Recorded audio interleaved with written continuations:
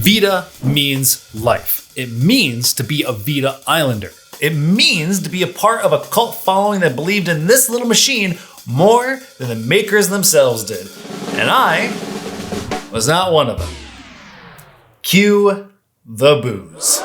But that doesn't mean I wasn't always curious. I just missed the boat to Vita Island, a place in which many people are still abandoned to this day. Everyone has left Vita Island. The people on Vita Island are trapped on Vita Island. So I might be 10 years late, but better late than never to see what this thing is all about that people love so damn much. This is 10 years later with the Vita. First, my journey with the Vita begins with not having one, but thankfully, I knew again. Hi. Alright. What are you doing with this? I'm making a 10-year retrospective from a dude who's never played it. Alright, love you. Bye. Oh, yeah. When I finally got it in my hands, I was hoping to boot it up to a bunch of exclusive Vita games I couldn't play anywhere else. I did not know Power Stone was on this dude. Instead, I was greeted with mostly PS1 games like Metal Gear Solid, Final Fantasy, Vagrant Story, and Castlevanias. There were the usual games I was familiar with like Danganronpa and Virtue's Last Reward, but then there was also Persona 4 Golden. But why play some beloved game like Persona when I could play the real Sony flagships like Uncharted and Killzone? And I admit now, that was my first mistake. I booted up Uncharted Golden Abyss and it certainly looked the part, but it was also accompanied with what felt like forced touch controls and aiming with the back and gyro that made me feel like an idiot. Killzone was basically the exact same experience, except the shooting wasn't the most comfortable thing for me on that size device. I ended up doing the claw thing quite a bit to hit the other buttons and yeah, I mean, they certainly followed through with that high production value Sony stamp of approval, but I couldn't help feel that these were being muzzled by Vita's gimmicky features, a lot of which had me holding and using the Vita in ways that just felt incredibly unnatural. I knew somewhere underneath these funky controls that there were good games, I just didn't have the patience to find them. And I mean, how could I have not? I've never had this thing, I never owned this thing, I just knew it had these dual touchscreens and all these other features and functions, so it was only natural that I wanted to see what those first-party Sony developers that are so prestigious in what they do could do with so many, fun and touchy thingamadudes. They look beautiful for what it's worth.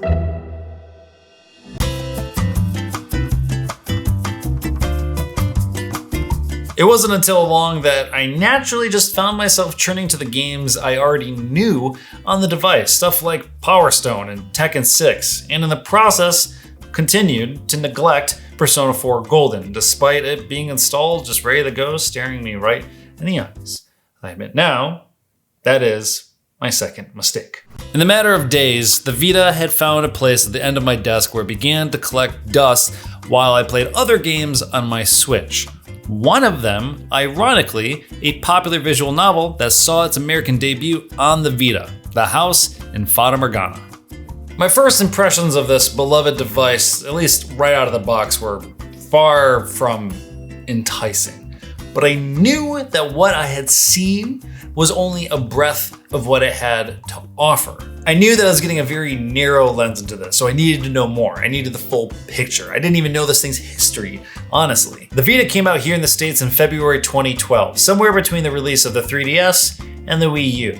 And well, I chose the things on either side of the Vita, with only one of those things actually doing okay out of the full roster of that stuff. Sony's mission after the incredibly successful PSP was to meld big budget game experiences into the handheld, and with it, for some reason, packed in was a bunch of features. It had some novel stuff like having dual analog sticks, an OLED screen, and gyro motion. It also had outward and inward facing cameras, and for some reason, not just a front, but a back touchscreen too. Still, at first when it came out, it was pretty successful. Despite the gimmicks, it showed a promising prospect for its future. Like, at first, yeah, maybe most people didn't understand why it needed 2 touchscreens, and I'm sure the back touchscreen also boosted the cost of it being made, but additionally, you had to use a proprietary PS Vita memory card, which was a hidden cost for owners, and they were expensive. While it sold okay in Japan, here in the States, sales began to slow down real fast after the console's release, and a lot of the heavy-hitting studios decided to move on from the device, including its maker, Sony.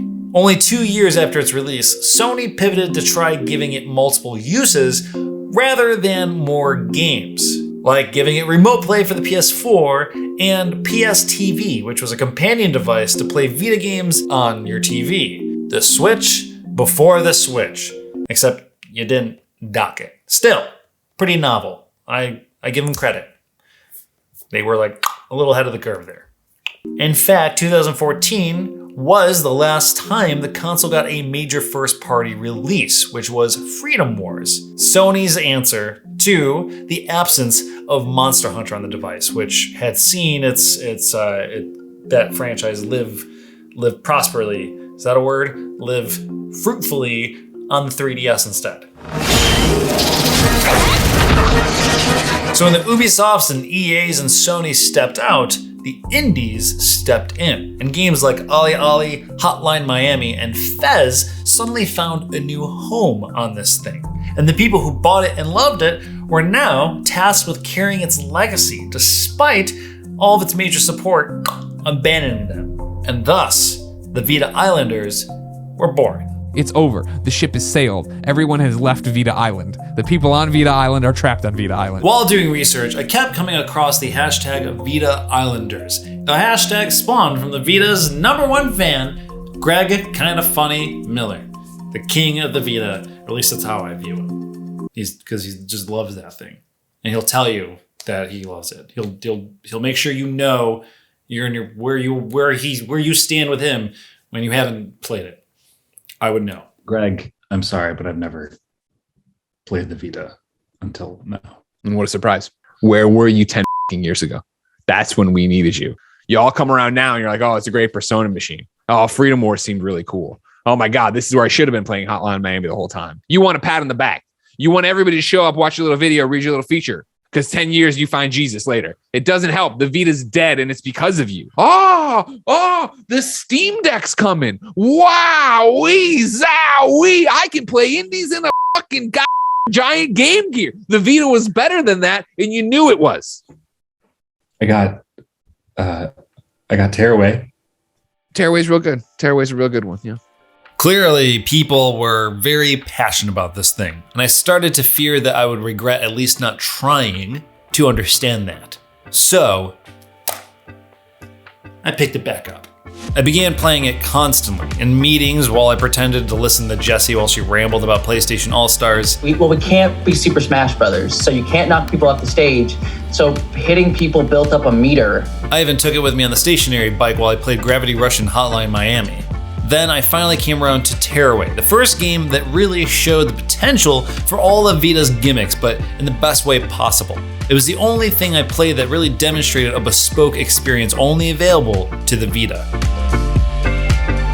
But there was still one last game on this device that lingered in the shadows, installed and ready to go at any moment, that I knew I would have to play at one point to truly understand what it is that makes this console so special to so many people.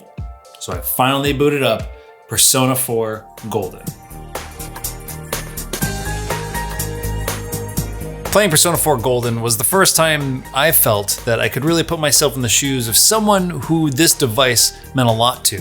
I'm only a few hours in at this point, but there's been a string of murders. There's this whole concept of the midnight channel, like looking into your TV at midnight to see possible next victim, as well as this overarching theme of a big corporate business coming in and hurting independent businesses around it, and like how all these things are playing into each other. I should have played this first. This is very much a Kurt thing. Murders, detectives, spooky stuff at midnight. And you're right, Greg. This is a wonderful Persona machine.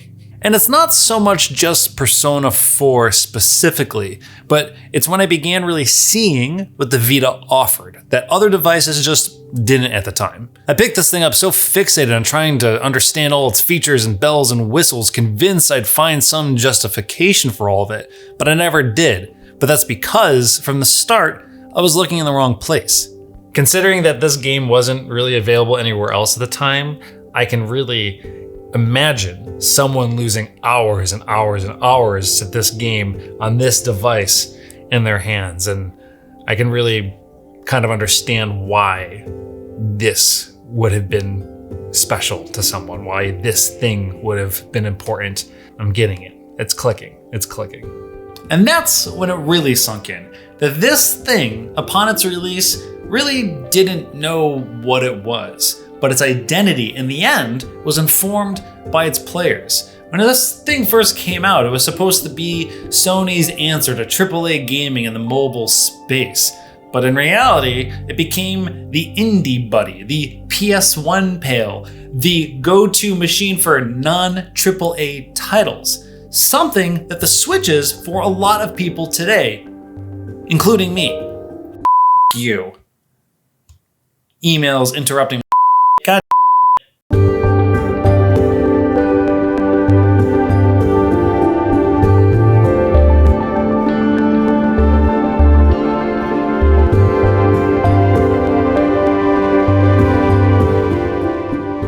I don't regret waiting all this time to have played the Vita. In fact, if I'm being completely honest, after I finish Persona 4 Golden, I don't know if I'll ever touch this again, unless someone sends me a copy of Freedom Wars or Touch My Katamari. Then maybe I'll consider it. I'm not some Vita Islander all of a sudden, and besides, I don't think anyone that's on Vita Island would want me there now anyways. But I'm glad I got to spend time with this thing and see it beyond what was there at face value, what was there beyond what the AAA corner of the game industry gave it. I got to see a glimpse into a device that was held up by not the big leagues, but the indies, by the players. And that is what mattered. Like, that's what mattered looking at it. I know you're bitter and grumpy, Greg, that I wasn't there from the start, but now I can at least take a step back and understand why for so many people, Vita means life. Also, thank you to Tamar Hussein for letting me borrow this. It means a lot.